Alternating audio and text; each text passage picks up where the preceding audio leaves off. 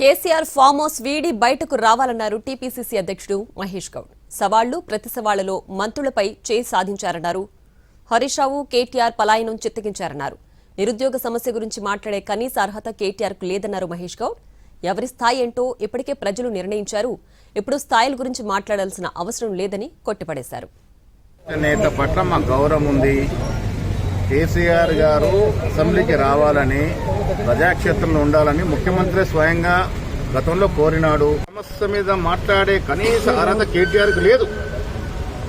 ఎంతమంది నిరుద్యోగులు ప్రాణార్పణం చేస్తే తెలంగాణ వచ్చింది. మీరు అధికారంలోకి వచ్చిన తర్వాత అది మర్చిపోయి మీ ఇంట్లో ఉద్యోగాలు పెట్టుకున్నారు, మీ కుటుంబ సభ్యులకు ఉద్యోగాలు ఇచ్చుకున్నారు. ఇవాళ మేము అధికారంలోకి వచ్చిన తర్వాత 70 నుంచి 80 వేల ఉద్యోగాలు 2.5 సంవత్సరాలు ఇచ్చాం.